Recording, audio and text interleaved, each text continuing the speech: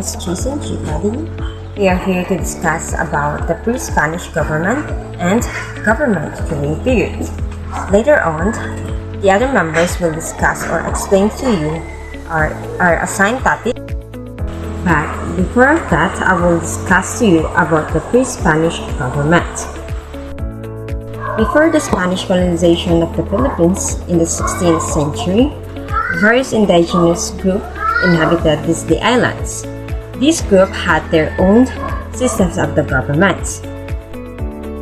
In pre-Spanish, the barangay was a political unit which is typically led by the dato.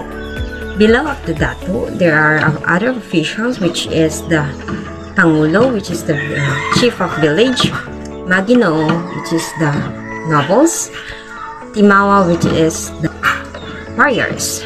These are the leads by the dato.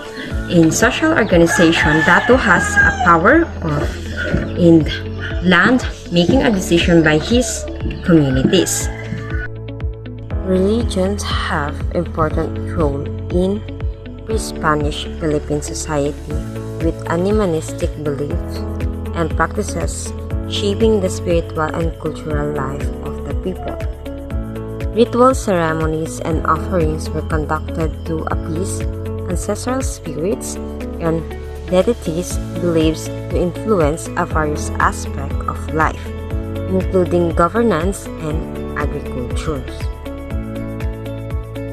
In general, the Spanish colonial government was characterized by a centralized system with the Spanish monarch at the top of the hierarchy.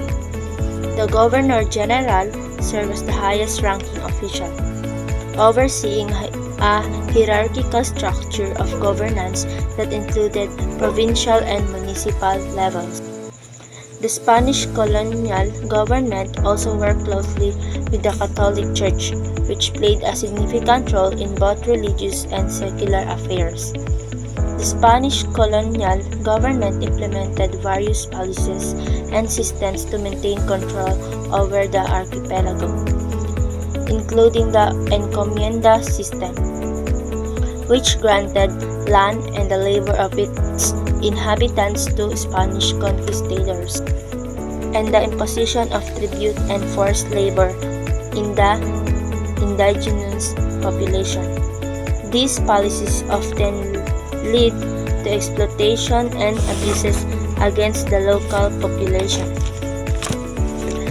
Despite the centralized structure of the Spanish colonial government, there were also aspects of local autonomy, particularly in the barangays, which retained some degree of self-governance under the supervision of Spanish-appointed officials.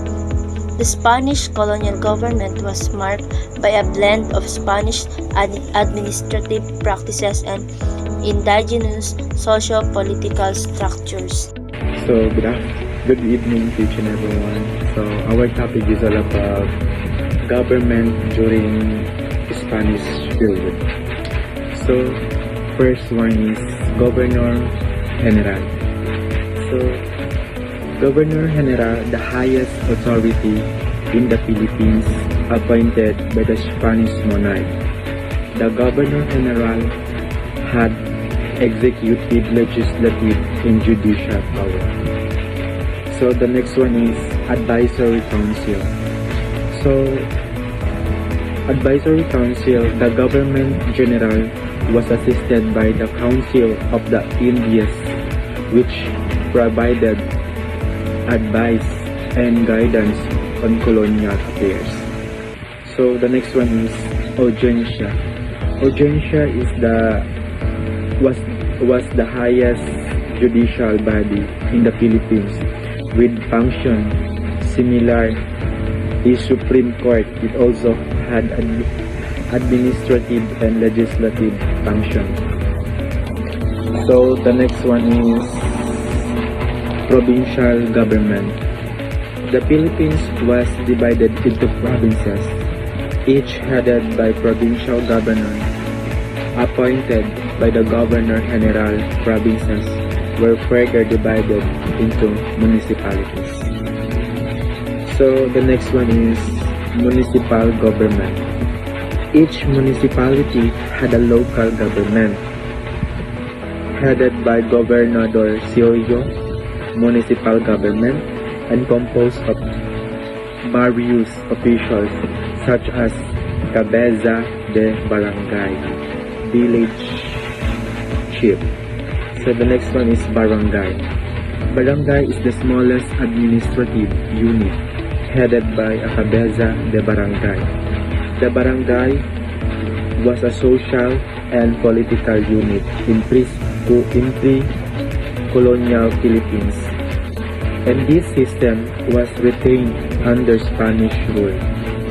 So the next one is, the last one rather, religious authorities.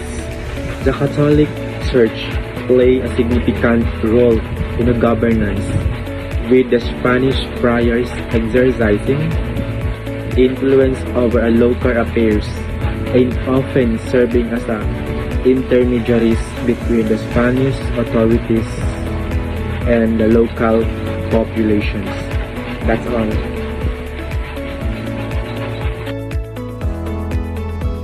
For the governance structure, we have political structure. This refers to how power is distributed and exercised within a society. It includes elements such as form of government, democracy, monarchy, and dictatorship. The branches of government, such as executive, legislative, and judicial electoral system, and the role of political parties.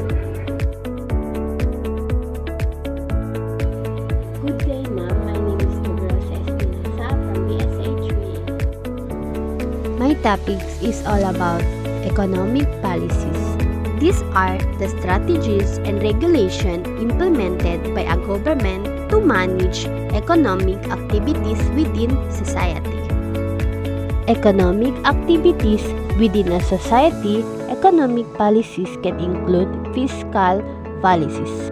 These are include taxation and government spending, and monetary policies, management of the money supply and interest rates.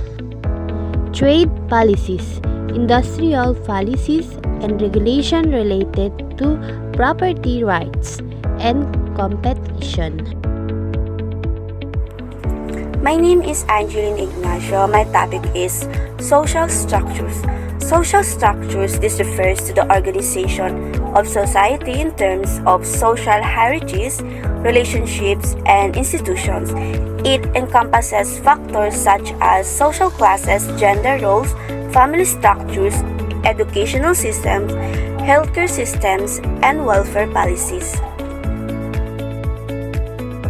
So, good day, Bob. This is JD Guevara, and for this video, we will talk about cultural influence. So, cultural influence, this encompasses the way in which cultural beliefs, values, norms, and practices shapes and influence various aspects of society. So, cultural influence can manifest in language, religion, art, literatures, traditions, costume, and popular culture, and it often intersects with other aspects such as politics, economics, and social structures.